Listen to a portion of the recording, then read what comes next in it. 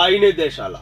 अकबर के वित्त मंत्री, अकबर के वित्त मंत्री राजा टोडरमल द्वारा लागू किया गया 10 वर्षीय लगान बंदोबस्त आईने दहशाला कहलाता है, जिसमें सर्वप्रथम समस्त कृषि भूमि का सर्वेक्षण क्या करवाया? सर्वेक्षण करवाया, सर्वेक्षण किया गया तथा भूमि को 4 वर्गों में बांट लिया गया। पोलज, जिसमें प्रतिवर्ष खेती होती है, प्रति 1-1 वर्ष के अंतर में खेती होती है, छच्चर 3-3 वर्ष के अंतर में खेती हुई है, और बंजर, जिसमें 5 वर्ष से अधिक वर्ष तक खेती ही ना हुई हो। प्रत्येक प्रकार की भूमि का पिछले 10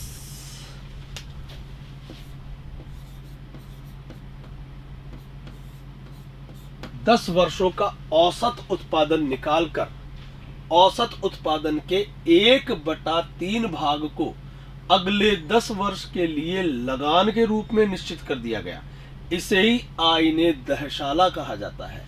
1571 में टोडरमल के द्वारा यह व्यवस्था प्रायोगिक रूप से गुजरात में लागू की गई थी। 1580 में जब टोडरमल शाही दीवान बना, तब लगभग समस्त मुगल साम्राज्य में यह व्यवस्था लागू की गई थी। समझ में आ गया क्या? कोई प्रॉब्लम? इसी के साथ मुगल प्रशासन संपन्न होता है।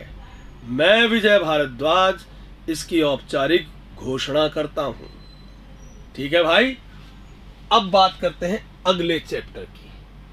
ओके, 3 कलाएं पढ़नी है अपने को, ध्यान रखना। कितनी कलाएं? 3 कलाएं पढ़नी है मुगल काल की। मुगल काल की 3 कलाएं कौन कौन सी? अब इसमें चित्रकला पहले आ गई तो चित्रकला पहले पढ़ लेंगे अपने, क्या जाता है। चित्रकला, फिर संगीत कला, और फिर स्थापत्य कला। ये 3 कलाएं पढ़नी है आपको। ठीक है, सबसे पहले हम चर्चा करते हैं किसकी? चित्रकला की। किसकी चर्चा कर रहे हैं अपन? मुगल चित्रकला, मुगलों की चित्रकला, मुगलों के समय चित्रकला, मुगल चित्रकला, मुगल चित्रकला। सामने देखिए, स्थापत्य भी आएगा, स्थापत्य भी है ही। मुगल चित्रकला सामने देखो, मुगल चित्रकला। सबसे पहले आया कौन? बाबर। कौन आया रे सबसे पहले? सबसे पहले आया कौन? बाबर आया।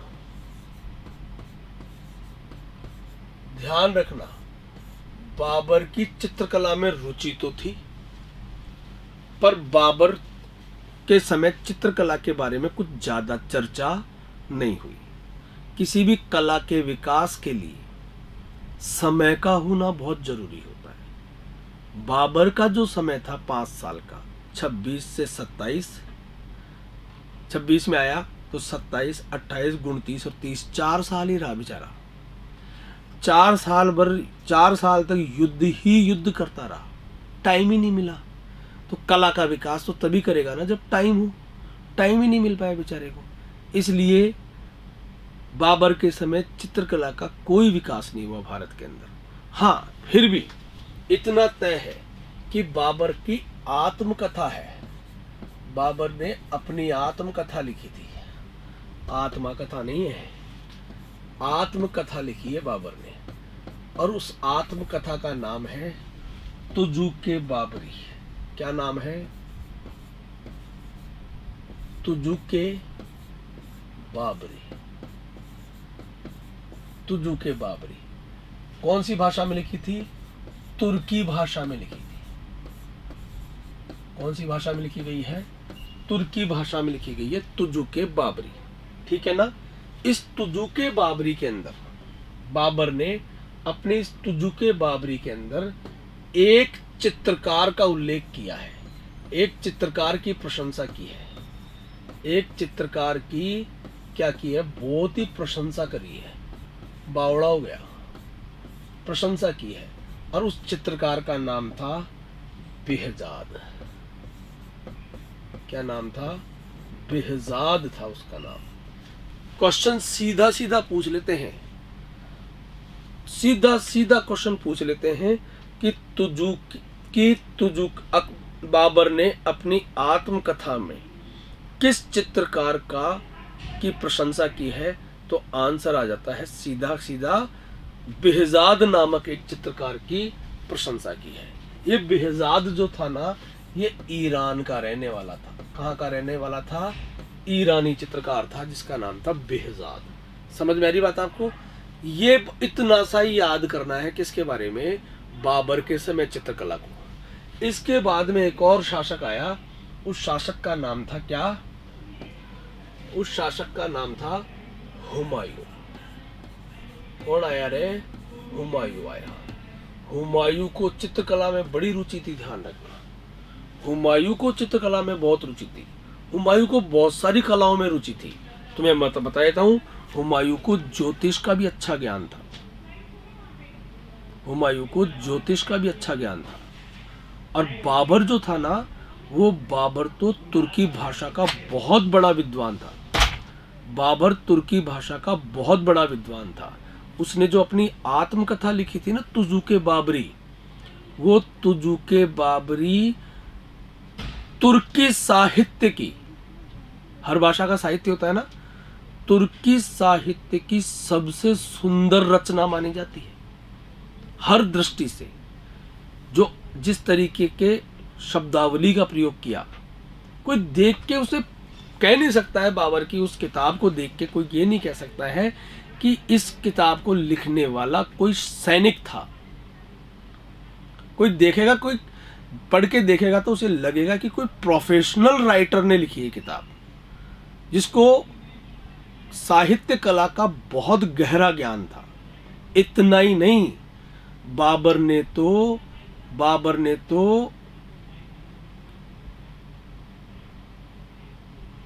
तुर्की और फारसी भाषा में बहुत सारी कविताएं भी लिखी थी। और उनकी कविताओं का जो संग्रह था ना, वो दीवान नामक एक किताब में लिखा था। किसमें लिखा था? दीवान में। बाबर की कविताओं का संग्रह दीवान नामक एक किताब में। और बाबर ने तो फारसी भाषा के अंदर, फारसी कविता के अंदर एक छंद, एक विशेष छंद जो होता है ना, उस विशेष छंद की रचना की थी। जैसे छंद होते हैं ना अपने, दोहा, सोरठा, ऐसी एक छंद की रचना की थी। उस छंद को कहते थे मसनवी, मुबियान शैली। कौन सी शैली? मुबियान। ये तुम्हारे लिए बहुत ज्यादा जरूरी नहीं है, इसलिए मैं सिर्फ बोल रहा हूं। मैं हुमायूं ये बड़ा अच्छा विद्वान था, पढ़ने का शौकीन था। और आपको बता देता हूं कि इसने एक महल के ऊपर ही ऊपर, 5वीं मंजिल के ऊपर इसने एक पुस्तकालय बनवाया था। और वो वहां से पुस्तक पढ़ते पढ़ते सीढ़ियां उतर रहा था, वहीं से पैर चूक गया, सीढ़ी चूक गया और सीधे नीचे आ गया, और वहीं पर इसकी मौत हो गई थी। आई बात समझ में? पढ़ता पढ़ता मरा था, पढ़ता पढ़ता मरा था। हुमायूं को चित्रकला में रुचि थी। याद करो, मैंने आपको बताया था कि हुमायूं अपनी मानवीय भूलों की वजह से, अपनी भूलों, अपनी गलतियों के कारण हुमायूं को 15 वर्ष तक इधर उधर भटकना पड़ा था। देश निकाला मिल गया था, देश में रहने की हिम्मत नहीं थी इसकी, क्योंकि शेरशाह सूरी इसके पीछे पड़ा हुआ था। तो ये कहां चला गया? ये ईरान चला गया था। और जब ईरान से वापस आया था, तब अपने साथ में 2 चित्रकार लेके आया था। 2 ईरानी चित्रकारों को आमंत्रित किया था। 2 ईरानी चित्रकार थे, ईरानी चित्रकारों को आमंत्रित किया।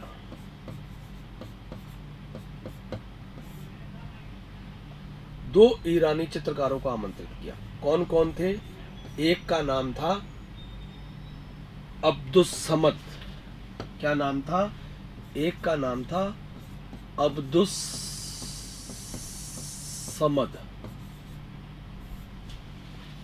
एक का नाम था अब्दुस समद और एक का नाम था, अच्छा, दूसरे का नाम था मीर सैयद अली। मीर सैयद अली। इन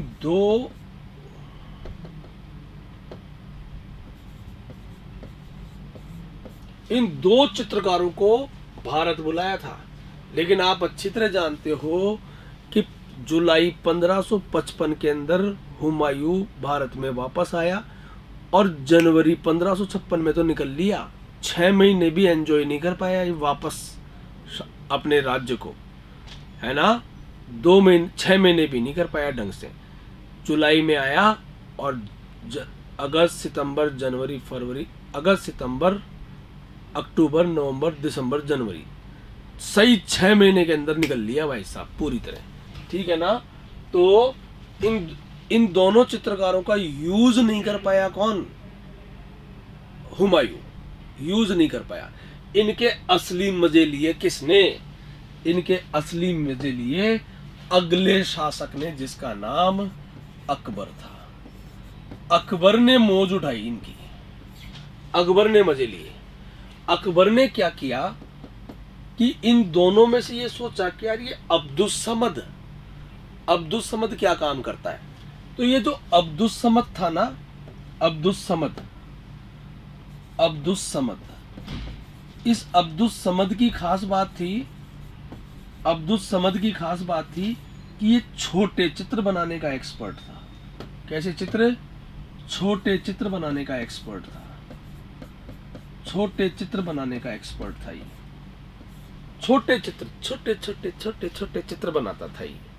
मिनिएचर आर्ट्स, बहुत ही छोटे चित्र बनाता था। अब अकबर ने सोचा यार इतने छोटे चित्र बनाता है, इसको कहाँ काम में ले।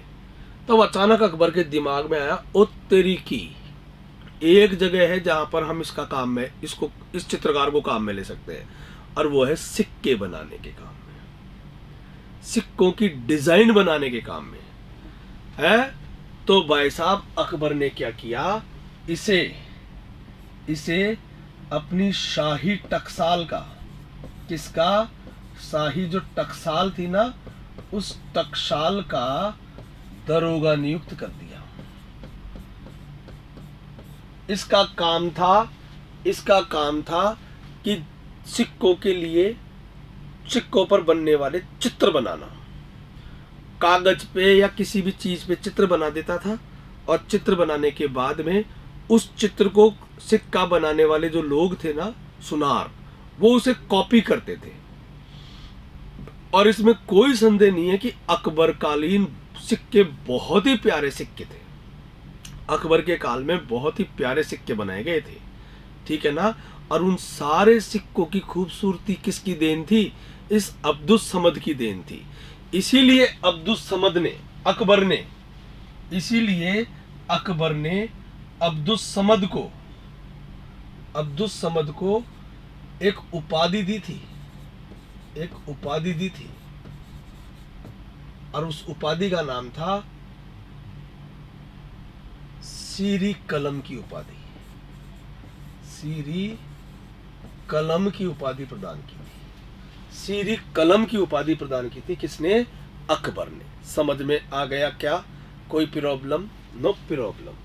दूसरा चित्रकार, पापा के टाइम का दूसरा चित्रकार बचा हुआ था अभी। कौन? मीर सैयद अली।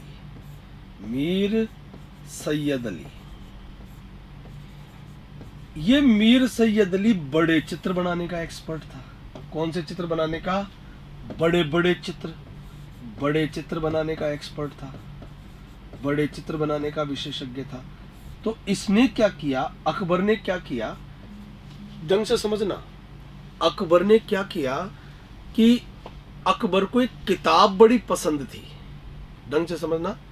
किताब बहुत पसंद थी अकबर को, और वो किताब का नाम था दास्ताने अमीर हमजा। किताब का नाम क्या था? किताब का नाम था दास्ताने अमीर हमजा।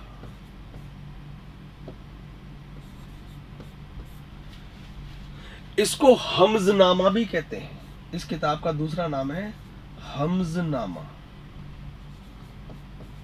जिसमें अमीर हमजा की कहानियां लिखी हुई है।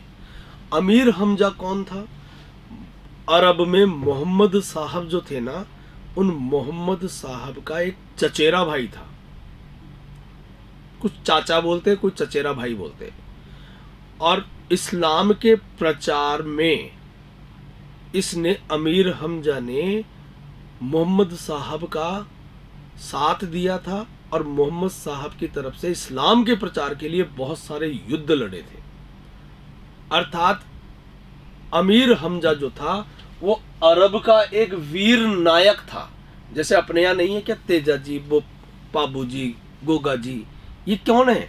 ये वीर नायक थे, हमारे राजस्थान के वीर नायक हैं ये, जिन्होंने, किसी ने गौ रक्षा, किसी ने धर्म की रक्षा के लिए युद्ध लड़े थे। ठीक है ना? ऐसे ही बहुत सारे युद्ध किसने लड़े थे? अमीर हमजा ने लड़े थे। तो अकबर को ये किताब बड़ी पसंद थी। तो अकबर ने क्या किया कि इसके पापा का जो दोस्त है मीर सैयद अली, इसको बुलाया और इसको कहा कि सैयद अंकल, मुझे ये किताब बड़ी पसंद है, मैं चाहता हूं कि इस किताब को आप, इस किताब में जो कहानियां आई है ना, उन कहानियों के को चित्रों में ढाल दो। जैसे कॉमिक्स में नहीं आता है क्या? कॉमिक्स आजकल तो पता नहीं चलती है कि नहीं चलती है, हमारे टाइम तो कॉमिक्स चलती थी, किताब चलती थी छोटी छोटी, हैं, साबू, चाचा चौधरी, बहुत सारे कॉमिक्स चला करती थी। मेरे को तो याद भी नहीं है, भूल गया, नाम ही भूल गया। बहुत सारी कॉमिक्स चला करती थी, हम तो खूब पिटते थे इन कॉमिक्सों के चक्कर में। किताब के बीच में कॉमिक्स रख के, और घर वालों को ये लगता था यार पढ़ रहा है बच्चा, बहुत पढ़ रहा है हमारा बच्चा, पता ही नहीं है अंदर बैठ के क्या पढ़ रहा है। कॉमिक्स जिसके अंदर चित्र भी होते थे और उसमें बात भी लिखी जाती थी। ठीक है ना? तो उन चित्रों का क्या करो कि मेरे को इस कहानी पर आधारित चित्र बना दो।